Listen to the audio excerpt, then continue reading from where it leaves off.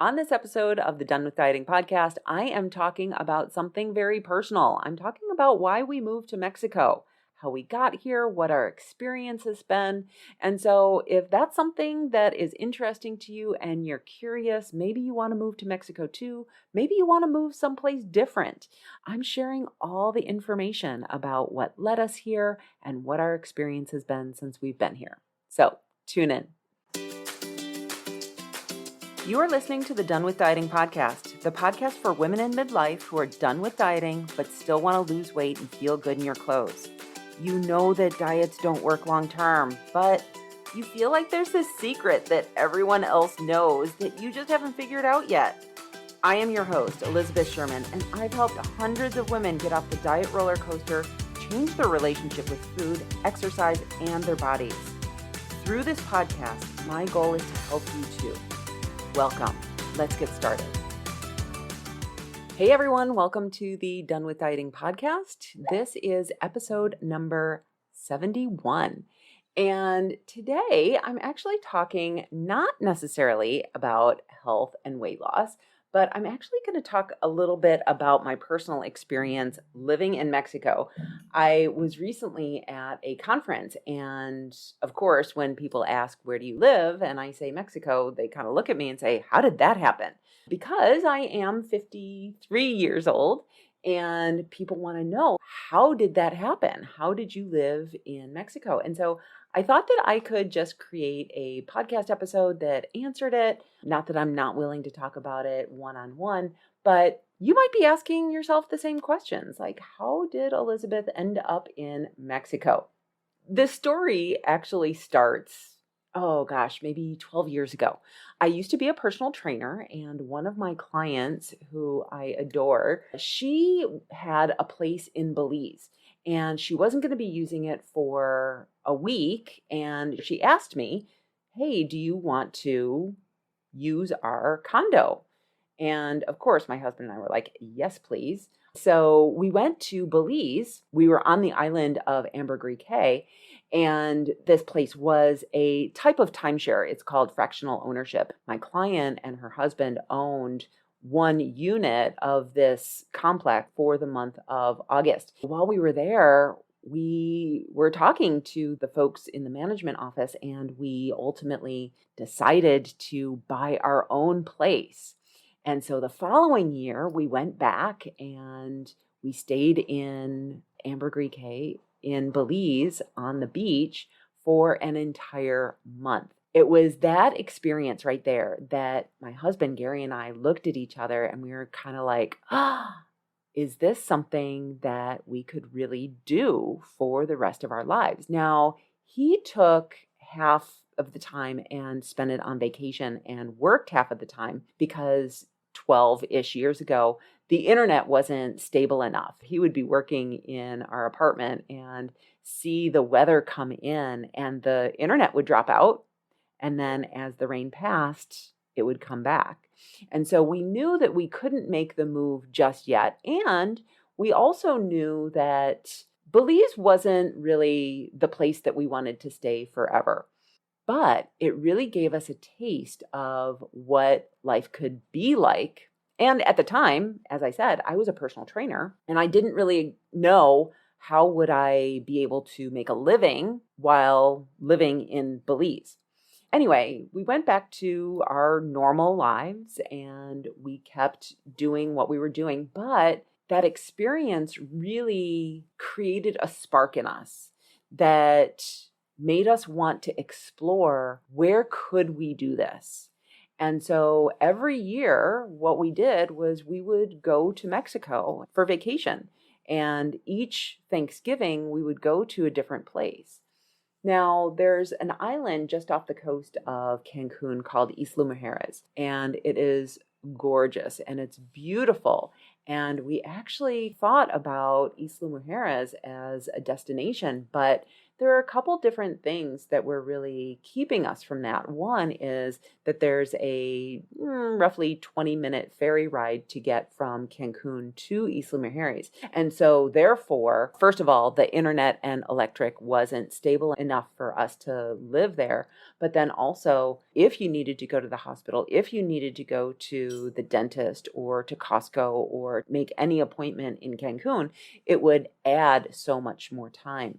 And so as we moved through these different cities in Mexico and visited different places, we were reflective about it on what it was that we liked about different cities and what we didn't like about different cities. One day we actually said, let's get serious about this and let's put a checklist together of what are the things that we want. And what we really wanted was we wanted beach life, but we also wanted a colonial city. There are cities in Mexico that are so amazingly beautiful, like San Miguel de Allende and Merida and Puebla. And all of these cities are just so incredibly beautiful, but none of them exist on the coast. And what we found out was, yeah, there are no cities that are colonial cities that also exist on the coast.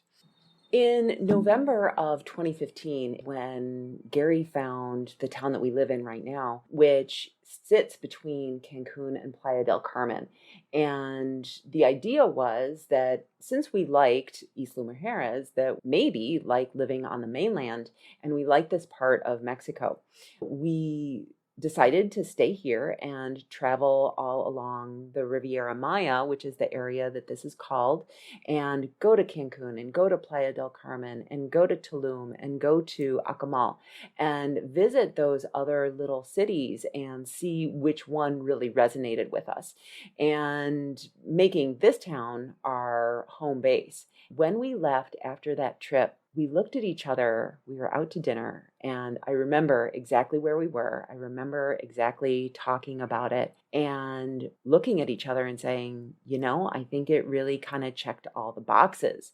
And it was so exciting because at that point, more things were becoming available online. So my husband's office is mostly remote. They did have an office in Austin at the time that we were living there, but since we've moved, they've completely moved to a remote workforce.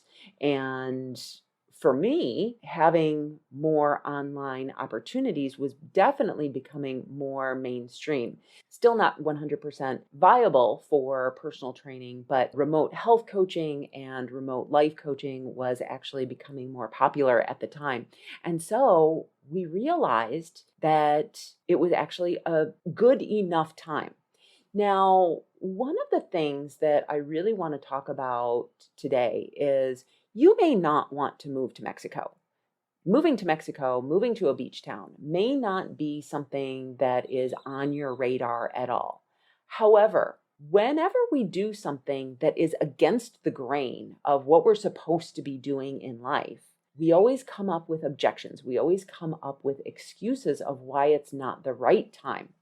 And for us, there could have been a ton of different excuses of why leaving Austin, Texas in 2017 was not a good idea. But what I want to allow you to do is really ask yourself, what is it that you do want in life? And think about what are the self-imposed limitations that we put on ourselves and our decisions, and what are true factors. Now, we don't have children, and so it made it easier for us to move here. However, in this community of people, there are tons of young adults who have children, who have moved here, and who want that as part of their children's lifestyle. They want their children to live in a country and experience cultures that are outside of the American culture. And so my point is really that we can always come up with the reasons why not to do something. I really want to encourage you to open your mind and think about what is it that you do want and figure out a way to actually do it. I'm also going to encourage you to listen to my podcast on decisions, because we need to make sure that we like our reasons for deciding either to make the move or not make the move. So when we decided that we were actually going to do this thing, that we were going to move, we lived in Austin, Texas. We had a 5-bedroom house. There's only the two of us. We don't have children. And it was full of stuff. We knew that we couldn't get to Mexico and sell all of our stuff, sell the house within 6 months. There was reasons for why we wanted to delay the move, and it actually worked out perfectly. We wanted to move just at the beginning of low season, which is just right after Easter time. And so we knew that we couldn't do that in 2016. It would be too short. It would be too quick to cut it close. However, we set the goal of doing it within April of 2017. And so we slowly started getting rid of stuff. And it was just amazing how much stuff we had really accumulated. Just a little detour here. One of the things that I think when I go back to the United States, I see how much shopping there is. And when we lived in the United States, we used to do a lot of shopping. One of the reasons that we decided to move to Mexico was because it seemed like our lifestyle had gotten away from us. We had this beautiful 5-bedroom house in a really amazing neighborhood. We had a pool, we had cars, we had technology, we had all of these things. And yet we weren't any happier for it. We felt like we were working in order to support our lifestyle. And why I bring this up is because when I go back to the United States, I see that the United States is actually built around consumption. There's everything that you do that we used to do in the United States was around shopping and eating. And what really happened when we decided that we were moving to Mexico was that it completely changed the way that I spent money. And what I mean by that is that before I would buy anything that I wanted. If I wanted something, I bought it, and Amazon delivered it to me within a day or two. But when we figured out that we were moving, we were going to start selling all of our stuff, all of a sudden, I had this lens to which I could look through and look at my purchases and ask myself, okay, do I need this within the next 9 months? If I don't need to have it within the next 9 months, is it something that I'm going to want to bring with me to Mexico? And if the answer was no, then it forced me to not buy it because I didn't want to buy it and then get rid of it. And so what the move to Mexico did was it also put me on this diet of spending money as well. And it really allowed me to stop spending needlessly. It's so interesting when we talk about food and exercise and money. The habits that we have in one area often move over into the others. Recently, I was talking to a client of mine about spending. She was asking, how do I stop spending? I keep buying things, and I know that these are things that we don't need, but I just feel like my kids need them. In reflecting on it, that was really the change that it took for me, was those 9 months or the year before we actually moved, really putting that lens on of, oh, this is something that I don't want to bring it with me to Mexico. And so going back to this amazing lifestyle that we had, when we started telling people, our friends and our family, that we were moving, that we were selling everything and up and moving to Mexico, we got one of two different reactions. The first reaction was, oh my God, that is so awesome. You are my hero. I totally want to do that too. The other reaction that we received was, why on earth would you want to do that? You have everything you could possibly want. And it's true. We did have everything that we wanted.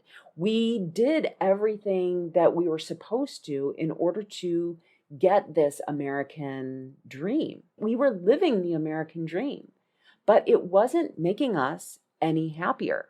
And so that's ultimately why we made the decision. And we felt a lot of pushback. People were challenging us because within our decision, we were actually challenging their social norms. you're not supposed to do that until you retire. And because we were so young at the time, we were in our late 40s, it really challenged a lot of people. When we make decisions that aren't the things that you're supposed to do, people feel triggered by that, because what you're doing is you're giving them the option of possibility that they didn't even think existed. We didn't know anyone who had moved to Mexico before or moved to a foreign country, really. We knew that people did it, but we really didn't know anyone.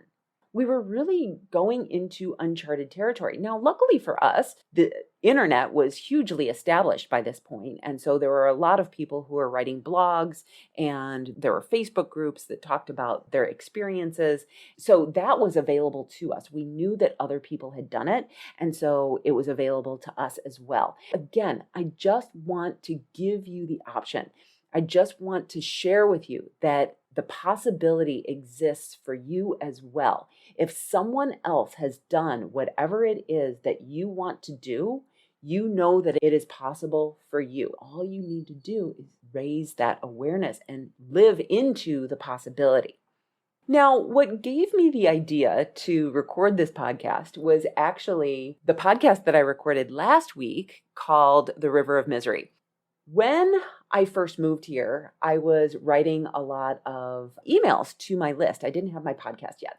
And in one of the emails that I wrote right after we moved, in fact, it was a Cinco de Mayo email. We moved at the end of April, and so Cinco de Mayo was just a few weeks later. And in that email, I wrote something about the Valley of Despair. And I remember someone coming back later and challenging me, saying, "You don't sound very happy." And the Valley of Despair, or the River of Misery, is just the situation that when we've made the change, we think that it's going to be easier than it actually is. So I want to talk a little bit about the challenges that we've had in living in Mexico. It has not been 100% a free ride. It has been a challenge. I want to reiterate that there's no perfect place in the world that there is to live. There are positives and negatives for everything that we do, for every decision that we make. Living here has been an exercise in patience and in acceptance.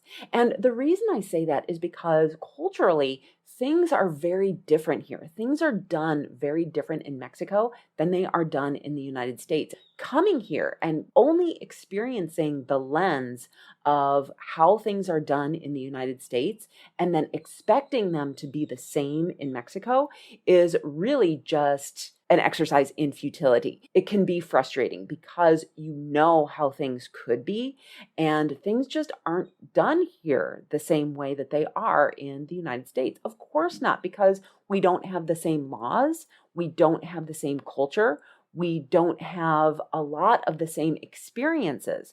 And so, of course, things are going to be completely different. To move here and to expect that I'm going to be able to live my American lifestyle here in Mexico is really short-sighted. And it goes against moving to another country, because we could, of course, moved to a beach in the United States and had a similar experience. We really wanted to experience the culture of living in Mexico. So that's just part of it. Now, the first year of living here was so shocking. And I remember one of my clients saying, "This is the only time that you're going to do this. You should really just take it all in." And so her words to me were just so wise and perfect, because it really did allow me to take it all in more than I probably would have. Although I still don't know that I really remember my first year here. There was so much new stuff, like how we shopped. They work on metric here versus imperial measurements. The language is different, how we measure things is different, how the government works is different. Everything is completely different. So for that first few months, I remember just taking everything in. And of course, we were learning Spanish at the same time. And so there was so much learning to be had.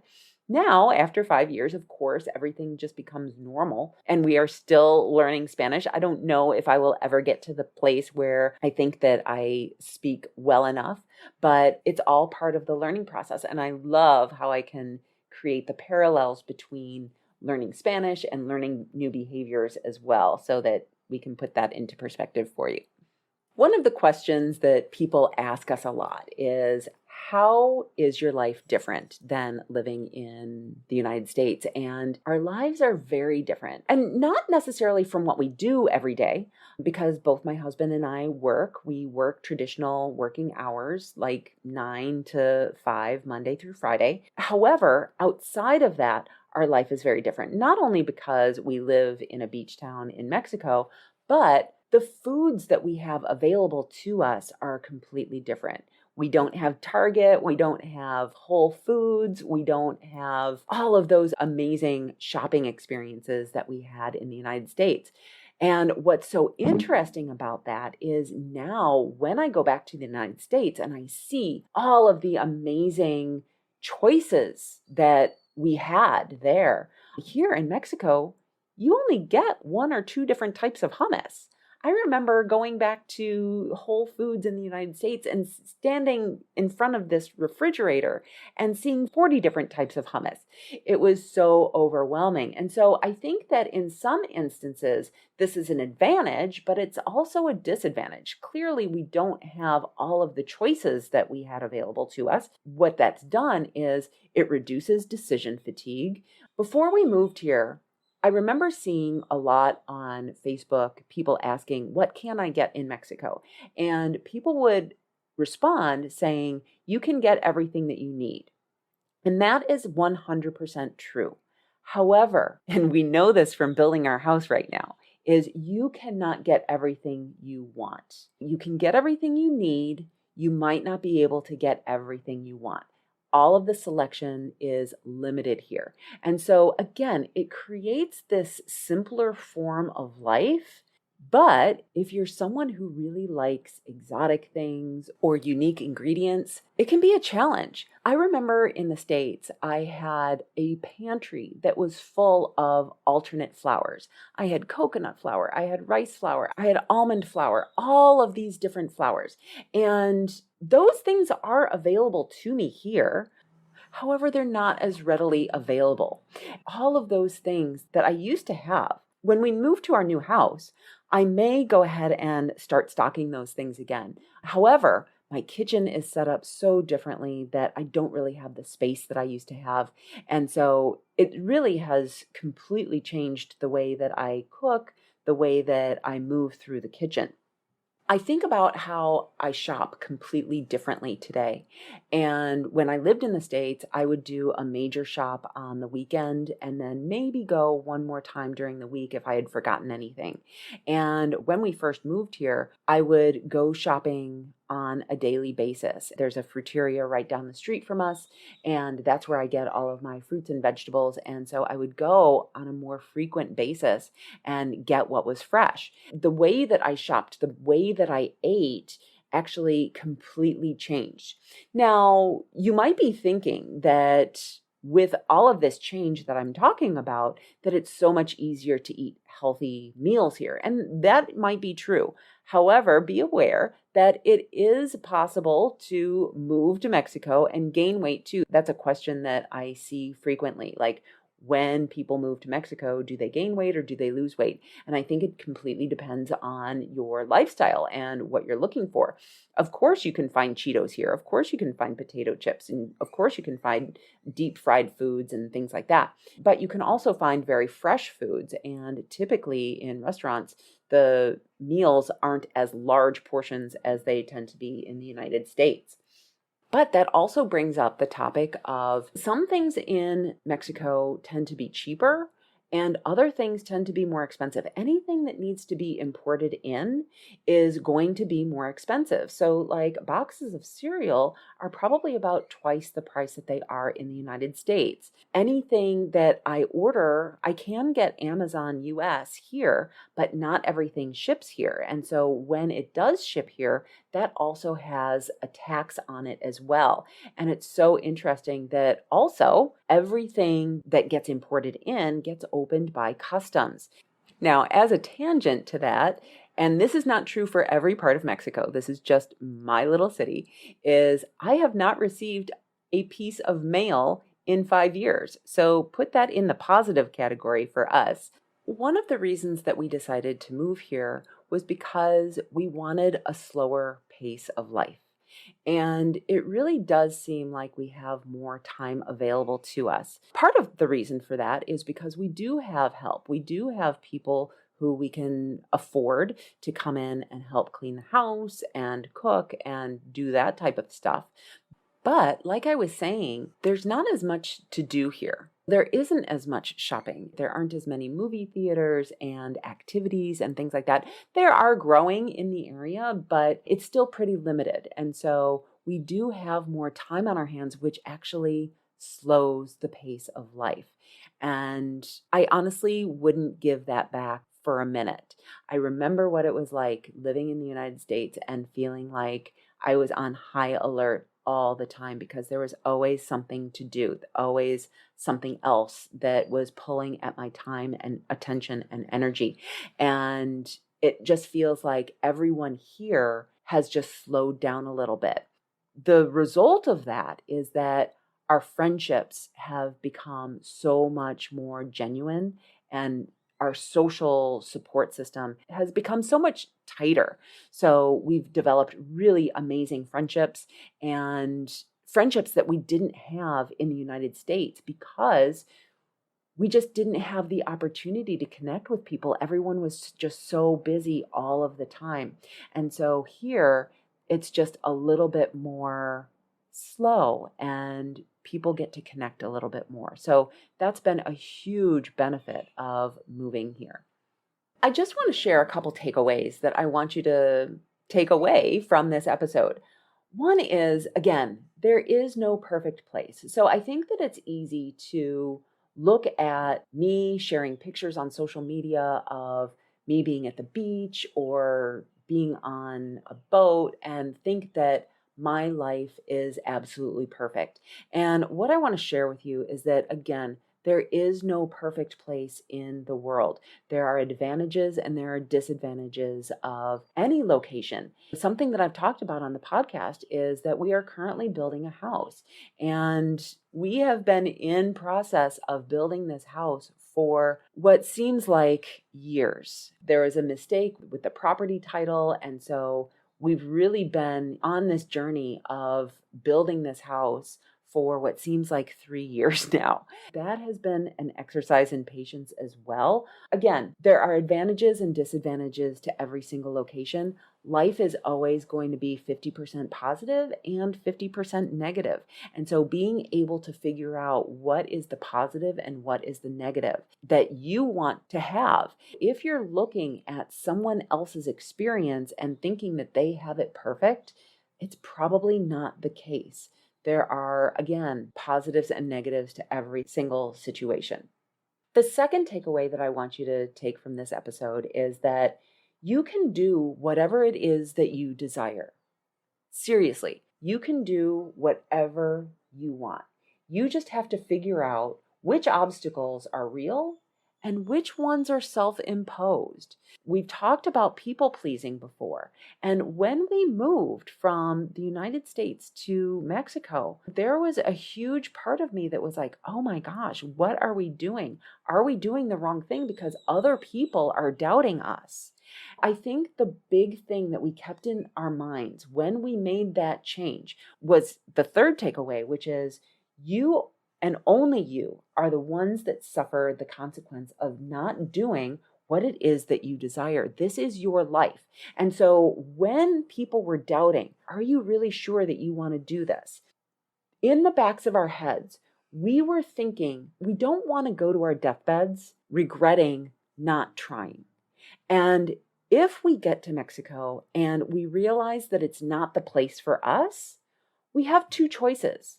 One is try another city in Mexico. The other was we could always move back.